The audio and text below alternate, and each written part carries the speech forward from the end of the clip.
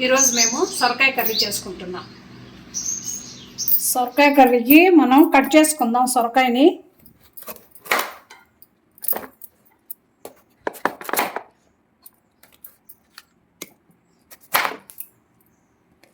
సొరకాయ నేతగా ఉంది,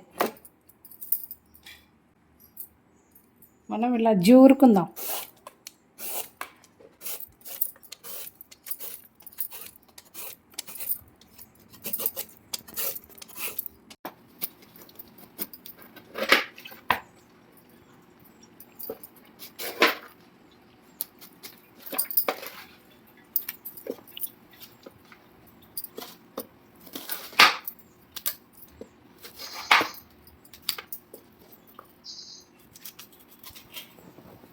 ఇలా లోపల ఉండేది గొజ్జంతా తీసేయాలి, గింజలు ఉన్నాయి ఎక్కువ. కర్రీలో గింజలు పడితే బాగుండదు.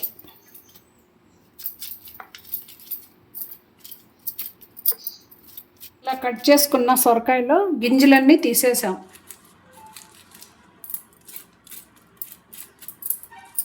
మనం ఇప్పుడు ఇట్లా కట్ చేసుకొని కట్టర్లో వేసుకుందాం.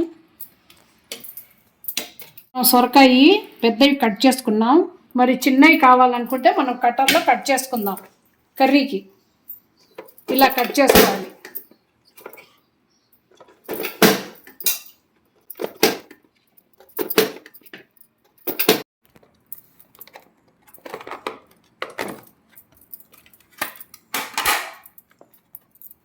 ఇలా నేను చిన్న చిన్న పీసెస్ కట్ చేసుకున్నాను, తొందరగా ఉడుకుతాయని.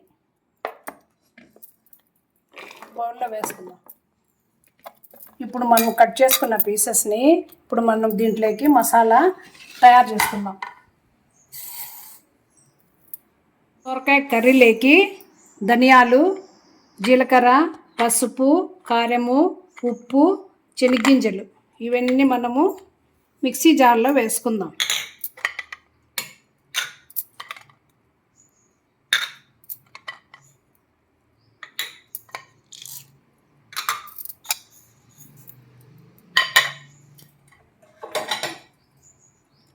ఉల్లిపాయలుగా వేసుకుందాం. తెల్లగడ్డలు, టమోటాలు కొద్దిగా వేసుకుందాం.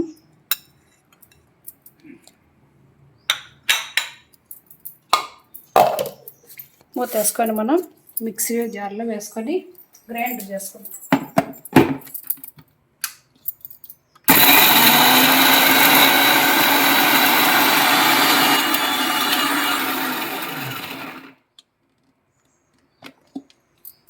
ఇలా మెత్తగా మసాలా కొట్టుకోవాలి. ఇప్పుడు మనం కుక్కర్ పెట్టుకున్నాం కదా, మనం స్టవ్ వెలిగించుకొని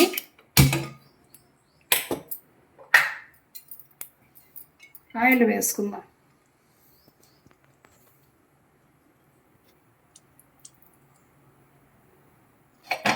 ఆయిల్ వేడెక్కింది. ఇప్పుడు మనము తిరువాత గింజలు వేసుకుందాం. నేను అన్నీ కలుపుకుంటానండి దీంట్లో.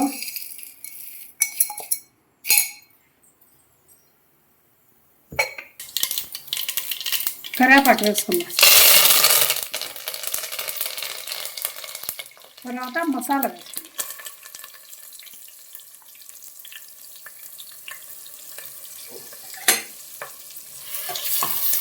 బాగా కలుపుకుందాం.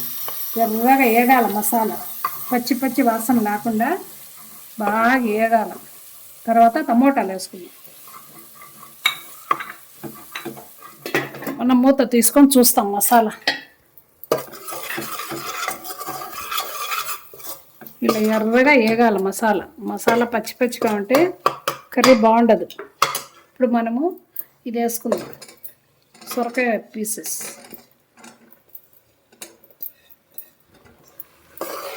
మసాలాలో బాగా కలపాలి.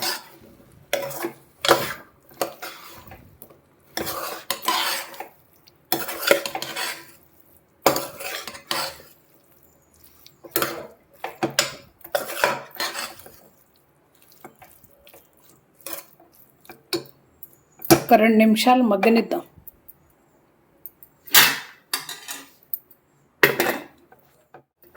2 నిమిషాల తర్వాత చెప్పాం కదా, ఇప్పుడు ఎలా ఉందో చూద్దాం.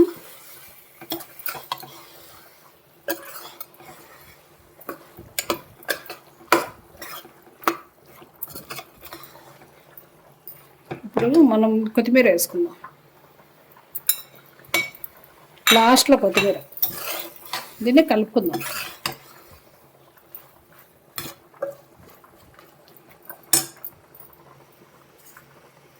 మిక్సీ జార్లో ఉండే మసాలా నీళ్ళు వేసుకుందాం.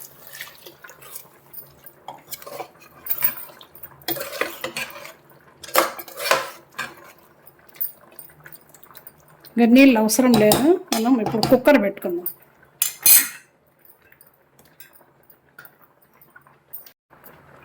కుక్కర్లో మూత పెట్టుకుందాం. విజిల్ పెట్టుకోండి. ఒక 3 విజిల్ చాలు.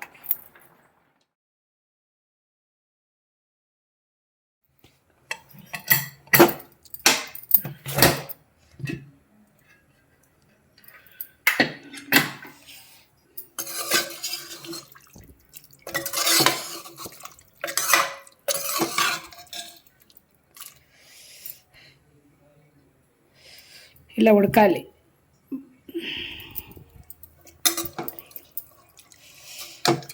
సొరకాయ కర్రీ రెడీ.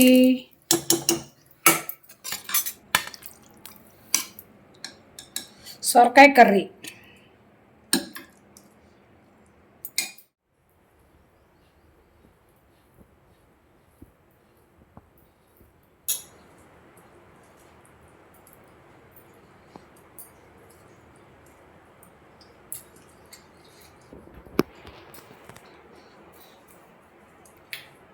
సొరకాయ కర్రీ బాగా రుచిగా ఉంది.